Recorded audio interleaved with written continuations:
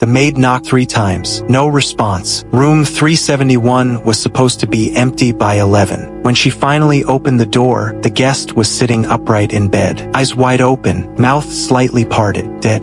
There were no signs of struggle. No wounds, no pills, no heart attack, just gone. This wasn't the first time. It began in 1994 in a small boutique hotel in Colorado called the Marrow Inn. Room 371 was nothing special. Standard bed, small TV, a cracked window that never quite shut right. But in December that year, a traveling salesman named Roger Deeks was found dead. Position, sitting up in bed, eyes open, smile faintly frozen. His suitcase was never unpacked. TV still on. Autopsy revealed nothing. Heart perfectly healthy. No poison. No stress markers. Coroner listed cause of death, unknown. A month later, it happened again. Same room, same position, different person. By 1998, Room 371 had claimed 5 lives. All unrelated. All healthy.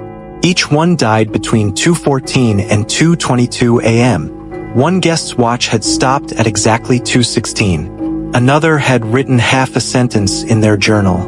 I heard someone breathing in the dark, but, and then nothing. Guests in nearby rooms reported the same dream. A knocking, a mirror in the hallway, and a woman in black whispering, "Don't wake him." After the 7th death, the Marrow Inn closed Room 371 permanently. They repainted it, removed the bed, locked the door. But in 2005, during renovations, the room was reopened for storage.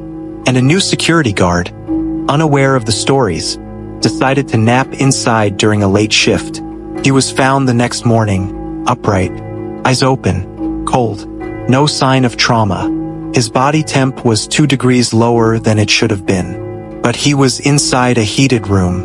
The only oddity, a word scratched faintly into the wall behind the headboard. Borrowed. Local legend grew. Paranormal investigators arrived. They brought EMF detectors, thermal cameras, spirit boxes. All failed. Except one camera caught something disturbing. At 2:17 a.m., a mirror in the room briefly fogged up. Words appeared for less than 3 seconds. Still watching. But there was no mirror in that room. They had removed it years ago. Psychologists claimed it was mass hysteria. But one guest from room 369 was institutionalized after reporting. "There's a man made of smoke in my closet. He wears my skin when I sleep. He never recovered." Retired housekeeper finally came forward. She said back in 1993, a woman named Lenora Vale had been staying in room 371 for nearly 3 weeks. No one saw her check out, but her belongings were gone. The sheets were stained red. Hotel logs from that week were missing. So were security tapes. Her name doesn't exist in any national database. No ID. No credit card trail. Nothing. The only record of her was a single handwritten note left behind in the dresser drawer. "He sleeps inside the mirror now. Don't say his name." In 2017, a famous YouTuber known for debunking paranormal myths checked into room 371. He live-streamed the entire night, mocked the legend, laughed, taunted. At 2:14 a.m., the feed went black. For 11 minutes, just static. Then the feed resumed. The camera was lying on the floor, pointed at the ceiling. Only one thing could be heard. Breathing. Not his. Heavy. Bit. Slow. His body was never found. His channel was deleted by an unknown user within 24 hours.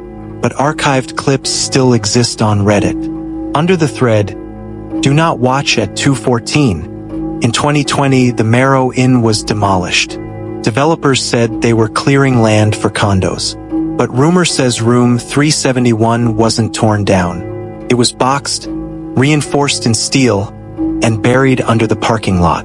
There are no records of this. But construction workers claimed they were told not to enter the sealed unit.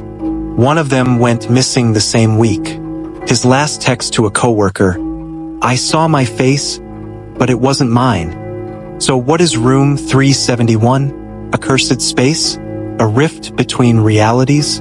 Or just a coincidence stacked on top of tragedy? Why do all deaths occur between 2:14 and 2:22? Who is the woman in black? And why does she whisper, "Don't wake him"? There are no more records, no more updates, but every year, someone posts a photo from outside the Marrow Inn's old site. And sometimes, in the background, just behind the fencing, a window appears that wasn't there before. A flicker of light, and a figure watching. Room 371 is gone.